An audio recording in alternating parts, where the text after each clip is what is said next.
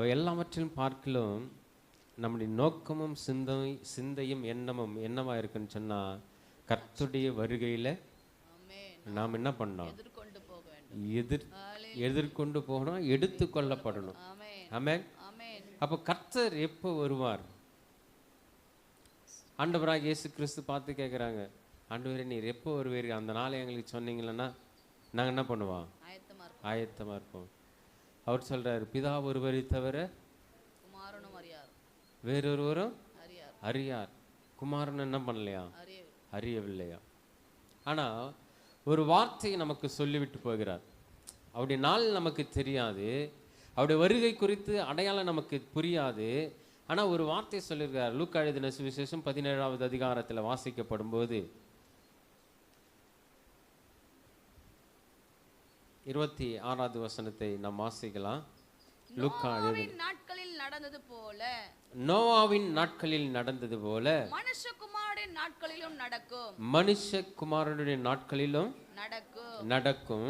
நோவா பேழைக்குள் பிரவேசித்த நாள் வரைக்கும், நோவா பேழைக்குள் பிரவேசித்த நாள் வரைக்கும் ஜனங்கள் புசித்து குடித்தார்கள், பெண் கொண்டு பெண் கொடுத்தார்கள். ஜலப்பிராயம் வந்து எல்லாரும் என்ன பண்ணிச்சான்? அழித்து போட்டதும். அவர் வருகைக்கு அவங்க கேட்குறாங்க, ஆண்டவரே நீ எப்போ வருவீங்க சொல்லுங்க, நாங்கள் என்ன பண்ணுவோம்? ரெடியாக இருக்கிறோம், ஆயத்தமாக இருக்கிறோன்னு சொன்னால். ஆனால் அவர் ஒரு காரணத்தை சொல்கிறார். என்ன காரணம்னா, நோவாவின் காலத்தில் எப்படி நடந்ததோ அதே போல மனுஷகுமாரனின் நாட்களிலும் எல்லாரும் இங்கே தானே இருக்கோம். ஹல்லேலூயா. அப்போ மனுஷகுமாரனின் காலத்திலும் நடக்குமா? இப்போ நம்ம காலத்தில் என்ன நடக்குது? நாம புசிக்கிறது தப்பா? நம்ம தண்ணி குடிக்கிறது தப்பா? நம்ம பிள்ளைகளுக்கு திருமணம் செய்து வைப்பது தப்பா? தப்பு இல்லையா? ஆதாம கர்த்தர் என்ன பண்ணா, தோட்டத்தை உண்டு பண்ணி, நீ தோட்டத்தில் உள்ள சகல விருட்சங்கள் என்ன பண்ண? புசி, சாப்பிடு, உனக்காக தான் இதை படைச்சிருக்கிறேன், உனக்காக தான் அதை வச்சிருக்கிறேன், உனக்காக இந்த நீரூற்று என்ன பண்ணியிருக்கிறேன்? உண்டு பண்ணியிருக்கிறேன், நீ இந்த நீரூற்று எடுத்து கூடி இந்த கனிகள் எடுத்து சாப்பிடு அப்படின்னு சொன்னார். சாப்பிட்றது தப்பு இல்லை. ஆமென். மனுஷன் தனிமையாக இருப்பது நல்லதல்லன்னு சொன்னார். அப்போ ஏற்ற துணையை உண்டாக்கினவர் யாரு? அவர் தான். அப்போ திருமணமும் அவர் தான் பண்ணி வைக்கிறார், அவர் தான் நடத்துகிறார். ஆமென். ஏற்ற துணையை உண்டாக்குறவரும் அவர் தான். ஆனால் வேதம் சொல்லுகிறது, நோவாவின் காலத்தில் எப்படி நடந்தது? எல்லா ஜனங்களும் புசித்தார்கள், குடித்தார்கள், பெண் கொண்டார்கள். அப்புறமா பெண் கொண்டு பெண் கொடுத்தார்கள். ஜலப்பிராயம் வந்து அவர்கள் என்ன பண்ணிச்சான்?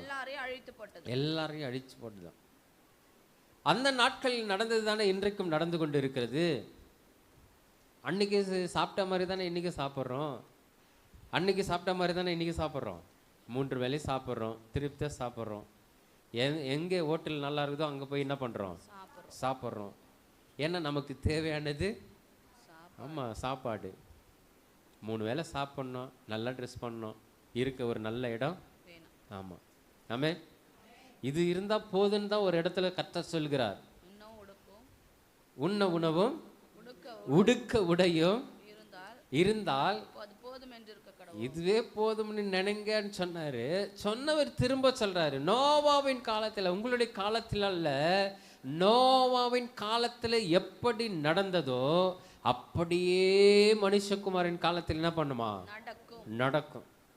அப்போ நோவாவின் காலத்தில் என்ன நடந்துன்னு சொன்னா, அவன் நீதிமானா இருந்தானா, ஜனங்கள் எல்லாரும் எப்படி இருந்தாங்க? பாவத்தில் இருந்தாங்க, அக்கிரமத்தில் இருந்தாங்க. ஆமென். அப்போ பாவத்திலும் அக்கிரமங்களும் கிடைக்கும் போது அந்த இடத்துல ஒரு மனிதன் நீதிமானாய் காணப்படுகிறான். கர்த்தர் நினைக்கிறாரு, இவனை தவிர எல்லாரையும் நாம் என்ன பண்ணணும்? அழிச்சிடணும். ஆமென். ஹல்லேலூயா. எல்லாரையும் அழிச்சிட்டு இவனை மாத்திரம் நம்ம என்ன பண்ணணும்?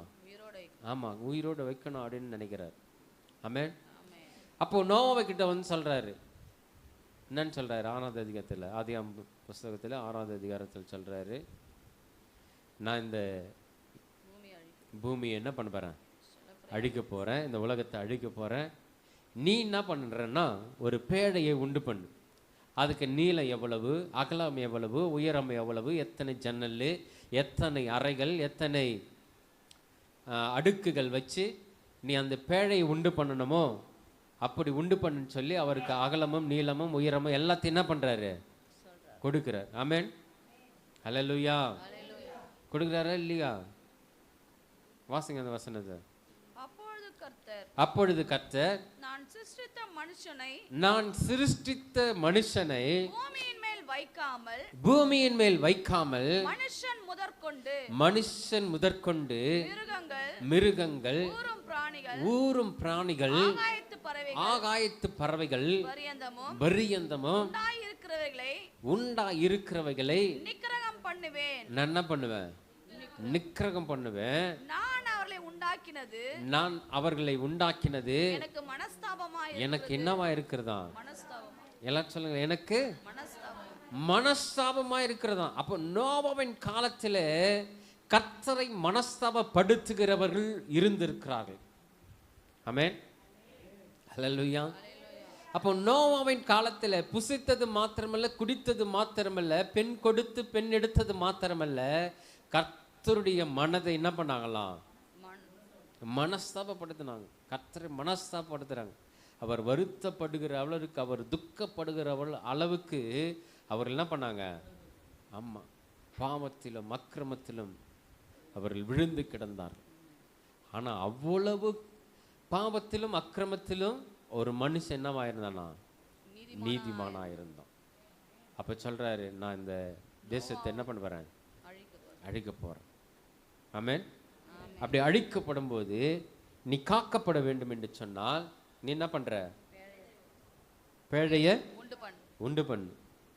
பேழையை உண்டு பண்ணி அறைகளை கட்டி என்ன பண்ணு? அதற்குள்ளாக ஒவ்வொரு ஜோடாய் நீ என்ன பண்ணு? அது உள்ளே அனுப்பு. அது உள்ளே பிரவேசிக்கட்டும். பிற்காலத்தில் அவைகள் உங்களுக்கு என்னவா இருக்கணும்? ஆமா, பிரயோஜனப்படணும் அப்படின்னு சொல்லி சொல்றார். ஆமென். அந்த காலத்திலே நோவா என்ன பண்ணனா, எபிரேயருக்கு எழுதின நிருபம் 11வது அதிகாரம் 7வது வசனத்தில் வாசிக்கப்படும் போது, எபிரேயருக்கு எழுதின நிருபம் 11வது அதிகாரம் 7வது வசனத்தை வாசிக்கலாம்.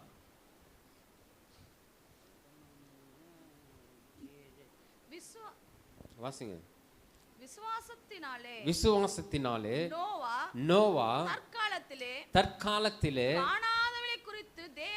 காணாதவைகளை குறித்து தேவ எச்சரிப்பு பெற்று பயபக்தி உள்ளவனாகி தன் குடும்பத்தை ரட்சிப்பதற்கு பேழையை என்ன பண்ணனா? உண்டு பண்ணினான். அதனாலே அவன் உலகம் என்னாச்சான்? ஆக்கினைக்குள்ளானது என்று தீர்த்து விசுவாசத்தினால் உண்டாகும் நீதிக்கு சுதந்திரவாளியானான். நீதிக்கு என்னவானானா? சுதந்திரவாளியானான். ஆமென். ஒரு பேழையை உண்டு பண்றான். ஒரு பேழையை உண்டு பண்ணி தன் குடும்பத்தை ரட்சிக்க என்ன பண்றானா? விரும்புறான். காணாதவைகளை குறித்து என்ன பண்றானா? தேவ எச்சரிப்பு பெற்று பயபக்தி உள்ளவனாய் ஆகி என்ன பண்றான்? தன் குடும்பத்தை ரட்சிப்பதற்காக கர்த்தர் சொன்ன கட்டளையை அப்படியே நிறைவேற்றுகிறான். ஆமென், ஹல்லேலூயா. அப்ப ஜனங்கள் எல்லாரும் பார்த்திருப்பாங்க இல்லையா? என்னப்பா இவன் ஏதோ மரத்தை கொண்டு வரான், கப்பல் செய்ய போறேன்றான், பேழை உண்டு பண்ண போறேன்றான், மழை வருன்றான், வெள்ளம் வருன்றான். ஏன்னா 2 பேதுரு புஸ்தகத்தில் 2வது அதிகாரம் 5வது வசனத்தில் சொல்லப்படுகிறது, அவன் நீதியை பிரசங்கித்தான் என்று வேதத்தில் சொல்லப்படுகிறது. ஆமென். 2 பேதுருக்கு எழுதின நிருபம் 2வது அதிகாரம் 5வது வசனம். பூர்வ உலகத்தையும் தப்பவிடாமல் நீதியை பிரசங்கித்தவனாகிய நோவா முதலான 8 பேரை காப்பாற்றி, எத்தனை பேரா? 8 பேரை காப்பாற்றி அவபக்தியுள்ளவர்கள் நிறைந்த உலகத்தின் மேல், பாத்தீங்களா? அவ பக்தி உள்ளவனாய் இருந்து தன் குடும்பத்தை ரட்சித்து கொண்டான். அவபக்தி உள்ளவர்கள் என்ன பண்ணலாம்? ஜலப்பிரளயம் வந்து அழித்து போட்டது. ஆமென். அப்படின்னா என்ன அர்த்தம்? நோவாவின் காலத்துல நோவா நீதிமானா இருந்தான், அவன் காக்கப்பட்டான், அவன் குடும்பம் காக்கப்பட்டது. பயபக்தி இல்லாதவர்கள் என்ன பண்ணாங்களாம்? அழிக்கப்பட்டார்கள். ஆமென். இததான் கர்த்தர் சொல்றாரு, நோவாவின் காலத்துல எப்படி நடந்ததோ அதே போல மனுஷகுமாரன் காலத்தில் என்ன பண்ணோம்? நடக்கும். அப்போ மனுஷகுமாரன் காலத்துல இந்த காலகட்டத்துல எத்தனையோ சபைகள் கர்த்தருடைய வருகை குறித்து என்ன பண்றாங்க? பிரசங்கிக்கிறார்கள், சுவிசேஷமாய் சொல்லுகிறார்கள், தேவனுடைய வார்த்தையில சபையில சத்தியமாய் போதிக்கிறாங்க. ஆனாலும் பயபக்தி ஜனங்களுக்குள்ளாக வரவில்லை. நாம வரவில்லைன்னு சொல்ல முடியாது. ஆனா நிறைய பேர் என்ன பண்றாங்க? பயபக்தியா தான் இருக்கிறாங்க. ஆமென். ஆனா பயபக்தி இல்லாதவருடைய வாழ்க்கை என்னவாய் மாறும்?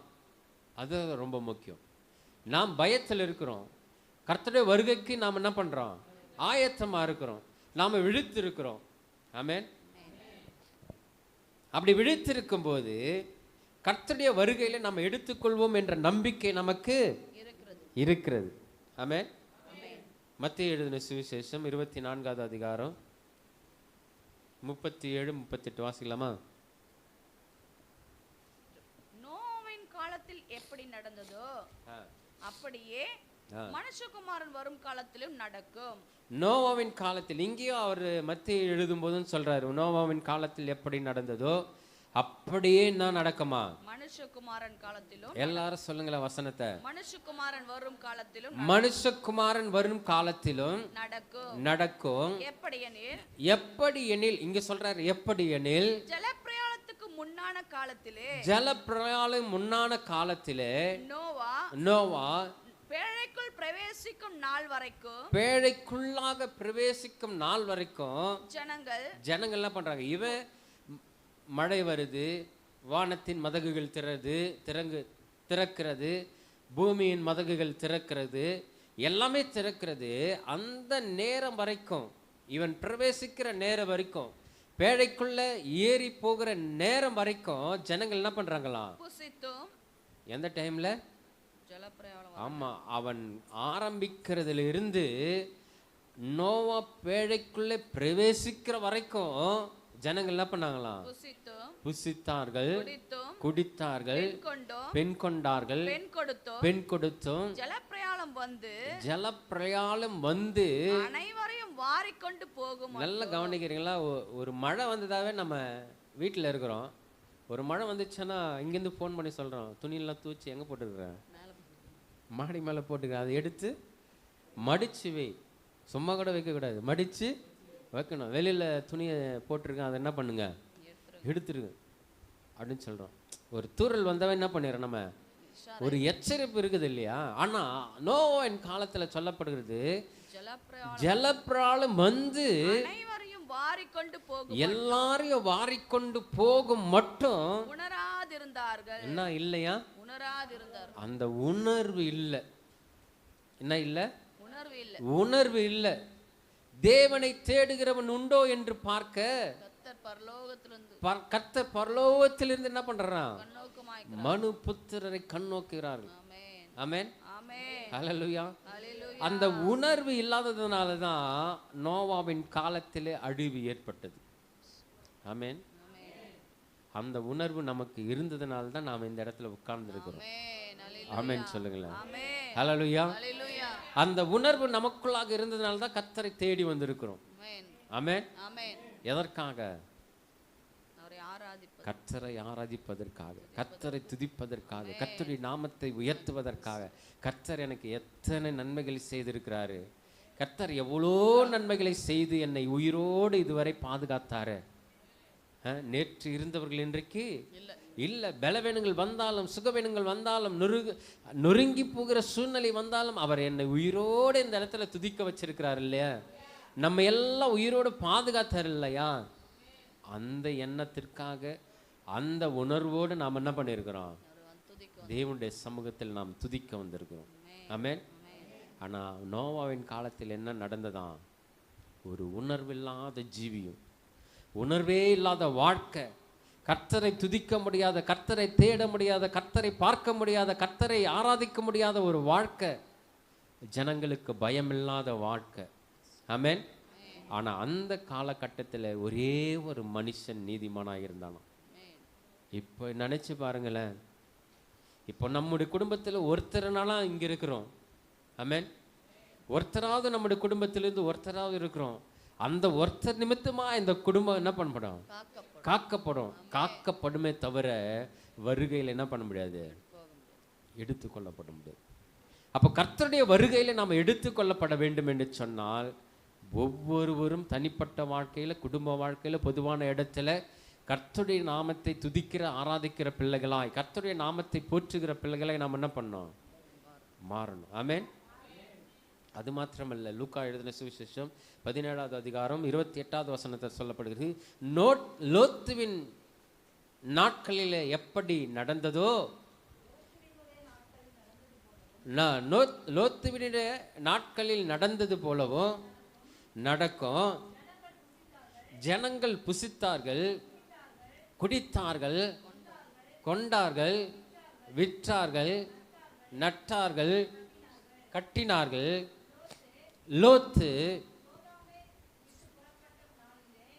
லோத்து சோதமை விட்டு புறப்பட்ட நாளிலே வானத்திலிருந்து அக்கினியும் கந்தகமும் வருஷத்து எல்லாரும் என்ன பண்ணிச்சான். அப்போ இங்கேயும் அதே வாழ்க்கை தான் தொடருது. நோவாவின் காலத்தில் எப்படி நடந்ததோ அதே போலதான் லோத்துவினுடைய நாட்களிலும் என்ன பண்ணிச்சான்? நடந்துதான். ஆமென். இங்கேயும் ஜனங்கள் புசித்தார்கள், குடித்தார்கள், பெண் கொண்டார்கள், பெண் கொடுத்தார்கள், விற்றார்கள், வாங்கினார்கள், கட்டினார்கள், எல்லாத்தையும் செய்து முடிக்கிறாங்க. ஆனா தனக்குண்டானதையே செய்து முடிக்கிறார்களே தவிர தேவனுக்குரியதை என்ன பண்ணல, கர்த்தரை தேடுகிற அனுபவம் இவர்களுக்குள்ளாக என்ன இல்லை இல்லை. ஆமென். ஹல்லேலூயா. அப்போ தேவனை தேடுகிற ஒரு உணர்வுள்ள மனுஷன் இருக்கிறானா, அதுதான் கர்த்தர் எதிர்பார்க்கிறார்.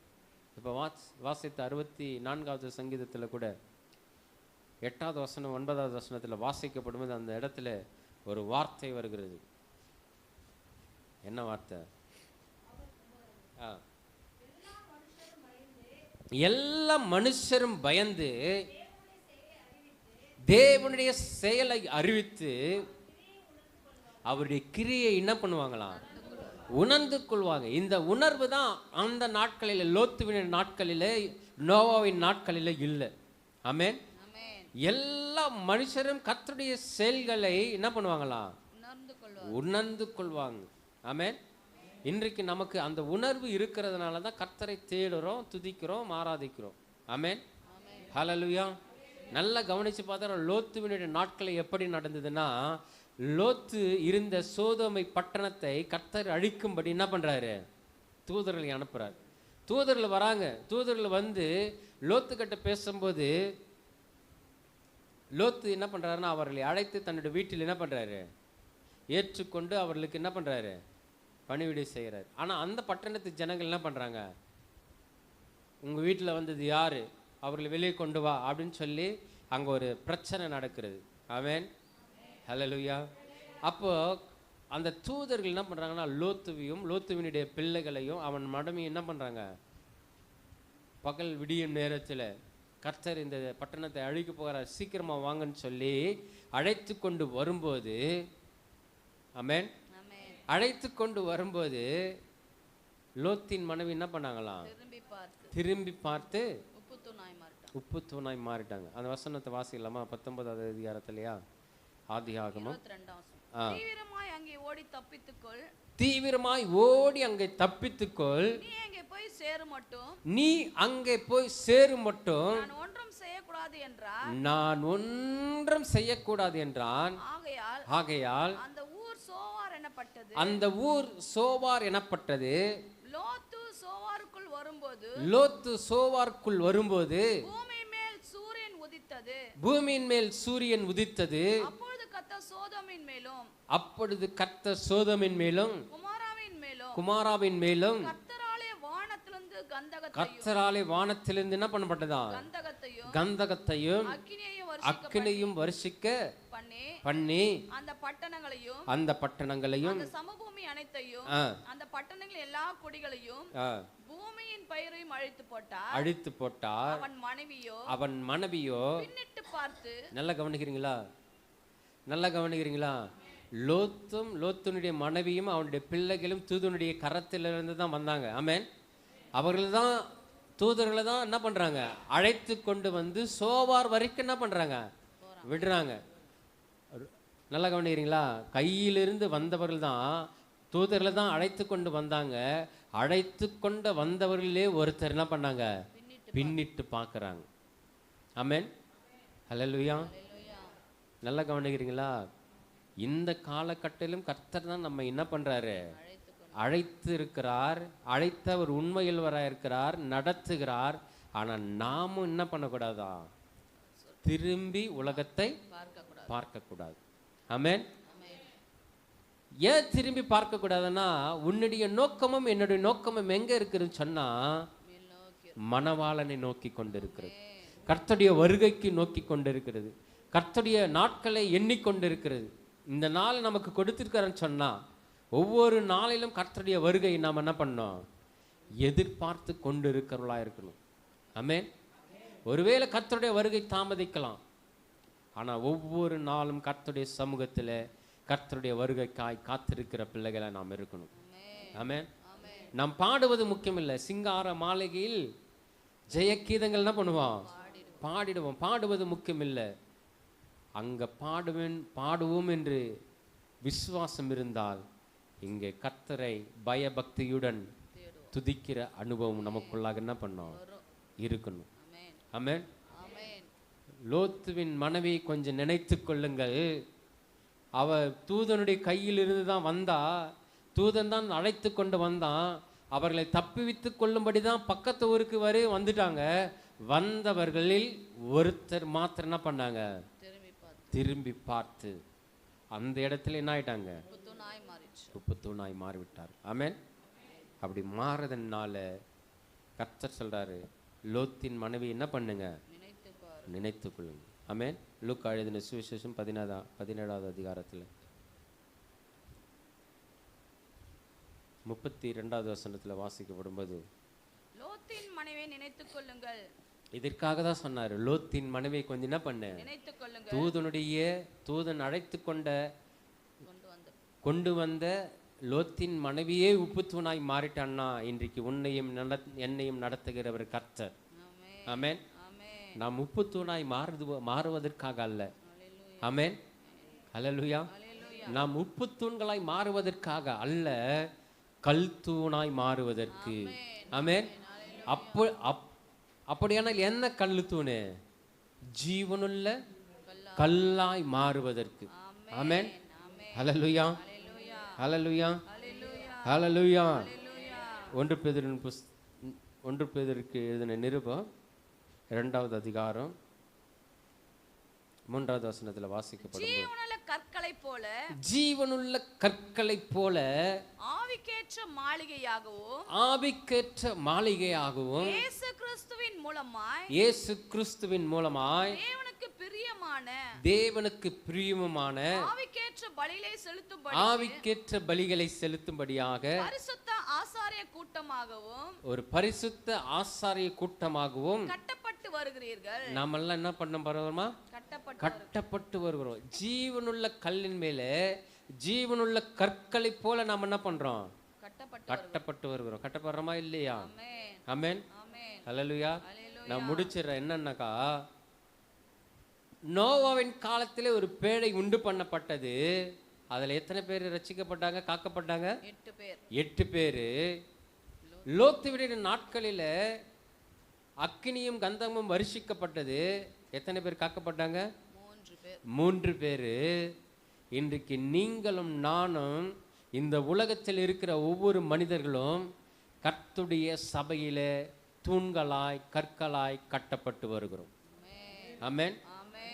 இன்றைக்கு கட்டப்படுகிற நாம் தான் சபையானது தான் கிறிஸ்து வரும்போது என்ன பண்ணப்படும், எடுத்துக்கொள்ளப்படும்.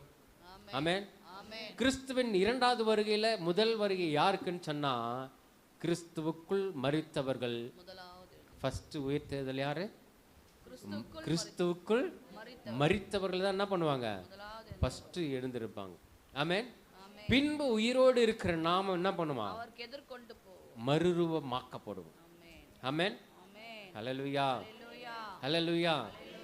அப்ப கிறிஸ்துவின் வருகைக்கு நாம் காத்திருந்தாதான், ஆயத்தமா இருக்கிறது மாத்திரமல்ல, விழித்திருக்கிறது மாத்திரமல்ல, என்ன பண்ண நாம எதிர்பார்த்து கொண்டு காத்திருக்கிற ஒரு அனுபவம் உள்ள ஒரு வாழ்க்கை நமக்கு வேண்டும். ஆமென். ஹல்லேலூயா. அப்போ ஜீவனுள்ள கற்களின் மேலே, ஒரு கற்களின் மேலே நாம் என்ன பண்றோமா? ஜீவனுள்ள கல்லாய் கட்டப்படுகிறோம். அந்த வசனத்தை மீண்டும் ஒரு விஷயம் வாசிக்கலாம். ஆ ஆ ஆ ஆ நீங்கள் ஜீவனுள்ள கற்களைப் போல ஆவிக்கேற்ற மாளிகை. ஆமென். நீங்கள நான் என்னவா? ஆவிக்கேற்ற மாளிகை. இந்த மாளிகை கட்டப்படும் போது ஆவியானவர் தான் இதை என்ன பண்றாரு? கட்டுகிறார். ஆமென். இதுக்கு நோவா தேவைப்படல. இதுக்கு தேவ ஊழியக்காரர்கள் ஒரு சாட்சியே தேவையை தவிர இதை கட்டுகிறவர் யார் தான்? ஆவியானவர் தான். ஆமென். ஆவியானவர் இதை கட்ட கட்ட கட்ட நீங்களும் நானும் அந்த ஆவியின் மாளிகையில் என்ன பண்றோம்? கட்டிக்கொண்டே இருக்கிறோம். ஆமென். கட்டப்பட்டு கொண்டே இருக்கிறோம். ஆமென். இந்த 4வது வசனத்துல வாசிக்கலாம். மனுஷரால் தள்ளப்பட்டதாயினும் தேவனால் தெரிந்து கொள்ளப்பட்டதும் விலையேற பெற்றதுமாயிருக்கிற அந்த வசனம் ஜீவனுள்ள கல்லாகிய அவரிடத்துல சேர்ந்தவர்களாகிய நீங்களும். ஆமா, ஒவ்வொருவரும் சரி அவரிடத்துல சேரும் போது அவருக்கு மனுஷனிடத்துல பாகுபாடே இல்ல, மார்க்க பேதமே இல்ல. எந்த மனுஷனாக இருந்தாலும் சரி அவரிடத்துல சேர்ந்தவர்களாகிய நீங்களும் ஜீவனுள்ள கற்களை போல ஆவிக்கேற்ற மாளிகையாகவும் இயேசு கிறிஸ்துவின் மூலமாய் தேவனுக்கு கிறிஸ்துவின் மூலமாக ஆண்டவராக இயேசு கிறிஸ்துவின் மூலமாக தேவனுக்கு பிரியமான ஆவிக்கேற்ற பலிகளை செலுத்தும். பாத்தீங்களா இந்த பலிகள், துதிகள். ஆமென். ஆவிக்கேற்ற பலிகளை செலுத்தும்படிக்கு பரிசுத்த ஆசாரிய கூட்டமாக கட்டப்பட்டு வருகிறீர்கள். ஆமென். இதுல விசுவாசி இல்ல, ஒவ்வொருவரும் ஆசாரியர்கள். ஹல்லேலூயா. ஒவ்வொருவரும் பரிசுத்தர்கள். என்ன சொல்றேன்? அமைதியா இருக்கிறீங்க. ஹல்லேலூயா. ஒவ்வொருவரும் ஆசாரியருங்க. இங்கதான் ஊழியக்கார, விசுவாசி, புதிதா ரட்சிக்கப்பட்டவங்க அப்படி நாம் பேசுறோம். ஆனா கர்த்தருடைய மாளிகையில கட்டப்படும் போது ஒவ்வொருவரும் ஆசாரியர்கள், ஒவ்வொருவரும் துதிக்கிறவர்கள், ஒவ்வொருவரும் கர்த்தருடைய சமூகத்திலே பலிகளை செலுத்துகிறவர்கள்.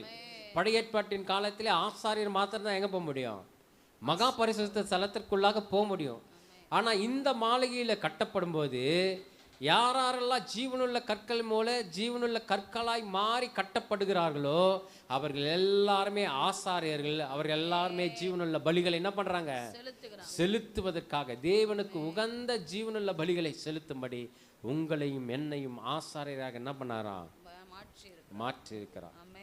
அந்தபடியே இதோ தெரிந்து கொள்ளப்பட்டதோ விலையேற பெற்றதுமாயிருக்கிற மூளைக்கல்லை எங்க வைக்கிறேன்? சீயோனிலே வைச்சிருக்கிறாரு.